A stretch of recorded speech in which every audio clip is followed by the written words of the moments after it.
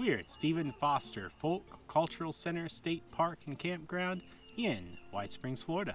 That is quite a mouthful. It is. We are doing a campground review. Make sure you stay to the end to find out about the Google reviews we found. Can we either confirm them or bust them?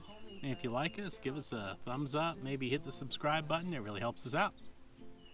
General impression.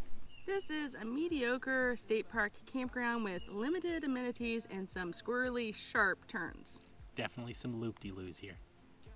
This is a small campground located behind the Stephen Foster Folk Cultural Center and Museum with 3 loops and 45 sites. It's mostly back-in sites with a few pull-throughs. The maximum vehicle length for this campground is 125 feet. Which is terribly surprising given the fact that it has narrow one-way roads with sharp, rapid turns and some really low-hanging branches. Kind of hard to navigate a big rig through. Totally. We stayed in campsite number 13. It is a gravel pull-through site and it was mostly level. And it was plenty long enough for our big rig without having to disconnect. All the campsites here have water and 30 amp, but no 50 amp here and no sewer. They also have a picnic table, a grill, and a fire ring.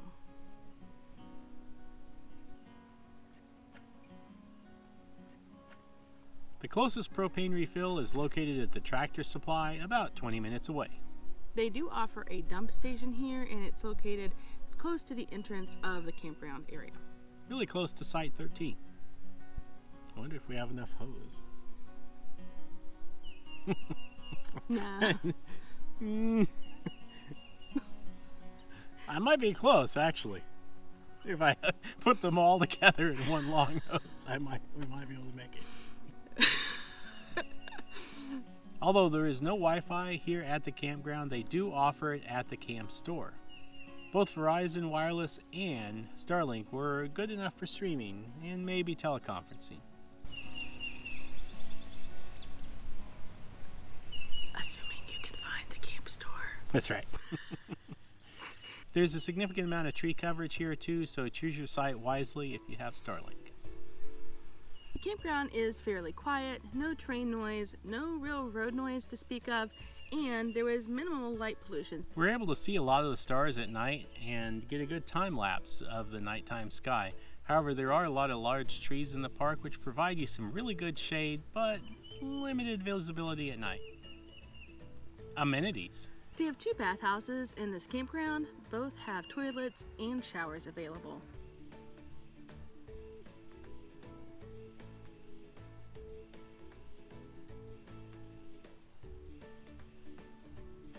They also have a laundry sink, washers, and dryers, and it costs $2 per cycle, but they do not have a change machine, so bring your own quarters.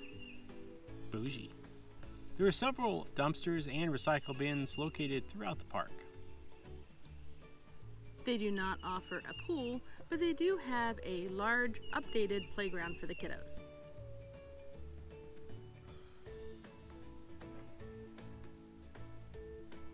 They also offer hiking, biking, and horseback riding trails, paddling and kayaking, as well as fishing and geocaching.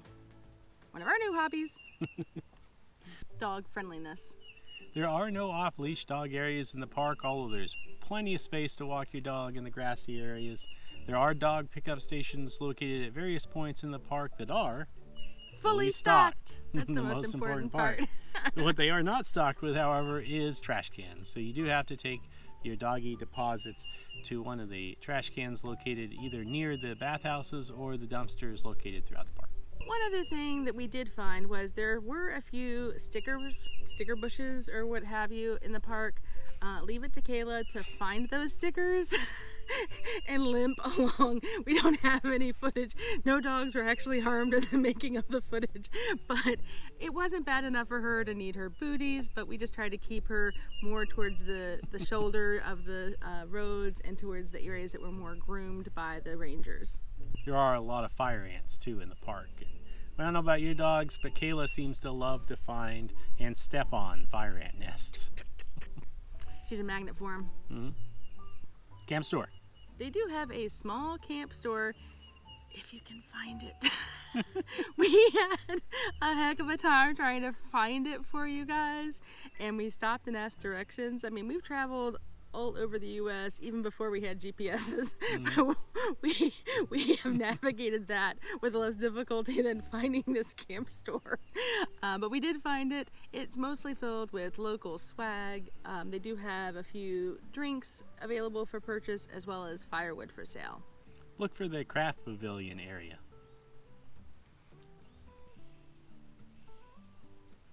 There is also a Dollar General located just about a mile away. Closest Amazon locker is Augustina in Lake City, about 17 minutes away. Camp staff interactions. We were only here for a few short days, so we had limited interactions with the camp staff, but they were friendly and helpful on check-in. One thing of note, the check-in window here is very short. It's from 3 to 5 p.m. And we did find it a little bit odd when we showed up at 4 o'clock and they were already closing up the check-in desk for the evening. The reservation process is online and the website is user-friendly.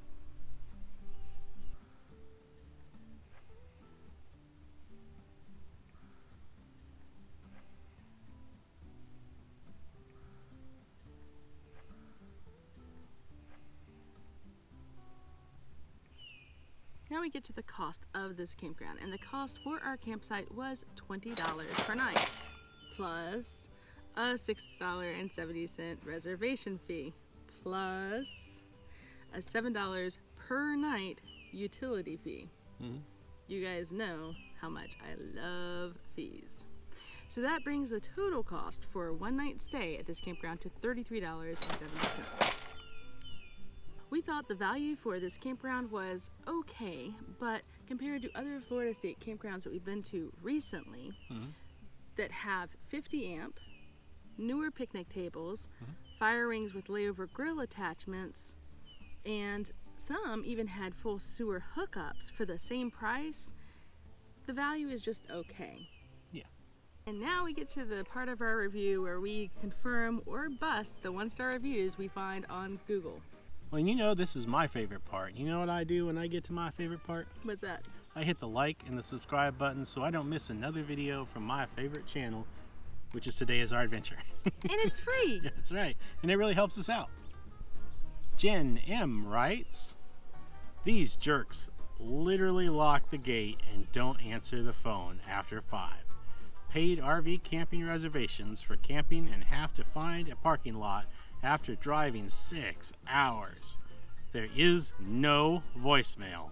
If you call, there is no direction to the campers to use alternate gates." 1 star! So they did close the gates and they were locked before the closing time.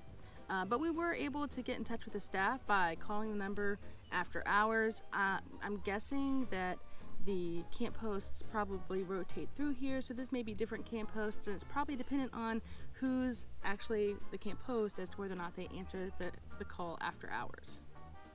Can you hear me now? I can. So we're going to call this one plausible.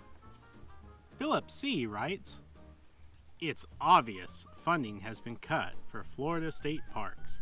Yes, it has suffered damage from the hurricane this year, but the park looks neglected. The campsites are in need of an update with some gravel parking pads. I do love the peace and quiet the park offers, but otherwise, it's kind of depressing. 2 stars. As we walked around the park, we do have to say that it definitely looks like some areas need some TLC. Yeah. This is not due to a lack of willingness or elbow grease by the camp host. It looks like it needs maybe some more funding to fix some of the problems that are a little bit larger than just what you can slap some paint over. Yeah, we did see people out here working pretty much every day. So we're going to call this one confirmed. Thomas D. writes, "Worst, badly managed, poor signage, no instructions on check-in, and nobody at the ranger station. No one answers either the phone or returns calls for help. Checking in at the store impossible for handicapped visitors. Long downhill walk. Needs new management. 2 stars." Well, it definitely needs some better signage around the construction. We did get instructions on check-in. Someone was at the ranger station. Barely. And someone did answer the phone. So, worst badly managed campground? Nah, we're calling this Busted. EB writes, "This is probably the worst state park I've ever been to. Ugliest river and most abandoned place I've seen in a while. Someone should film a horror movie here." 1 star. Perhaps we missed the mark here. Maybe instead of a campground review, we should be filming a campground of horror film. Maybe a Blair Witch-like project from like we had at Antelope Island. I don't know. Maybe we should call the flesh-eating zombie gnats to see if they're available for a cameo. Buzz buzz.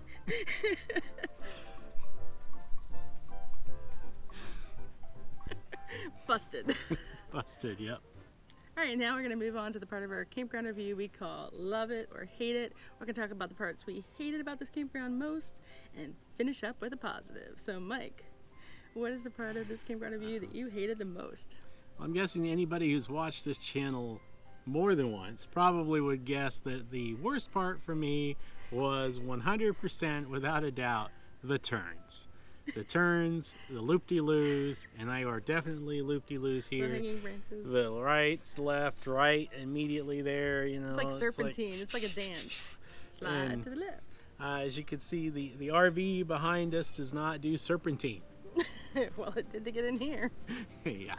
I don't know where they get around saying that you could get in here with a 100-foot plus rig, but, you know, good luck with that, I guess. Gator! It's the only gator we've seen on at this campground so far. It's the kind that goes I have a guess at what Amy's will be. The fees! No, more specifically, it's the value.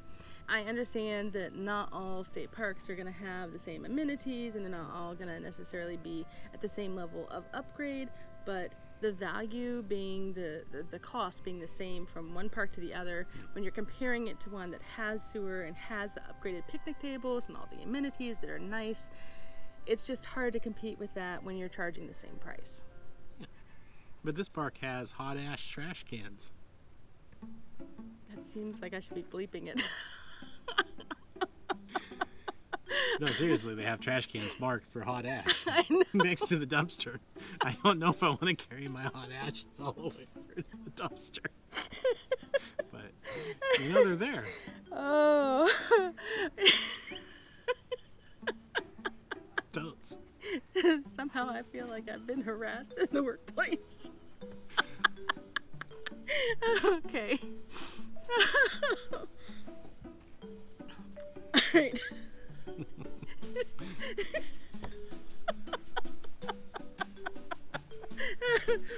Alright. Let's leave all that behind us and move on to the things we loved about this campground. I can't even keep a straight face. Mike, Yep. what was your favorite part? Interesting history. The hot ash trash cans. Yep, that was my favorite part. Saying hot ass trash cans. Oh. Did you insert that in the video? And I wasn't even really thinking about it. Oh. So I looked over there and I'm like, oh yeah, there's the hot ash trash can. Alright. Okay. Let's try this again. Mike, what was your favorite part? The interesting history of this place with the bell tower that is erected right over there. Okay. Goes off every hour.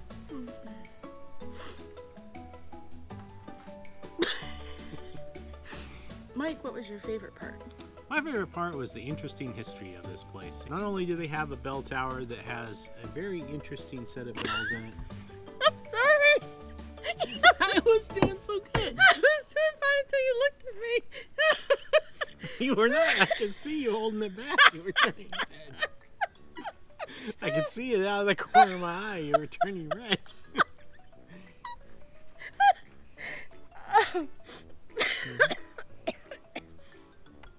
I got it this time. Go ahead.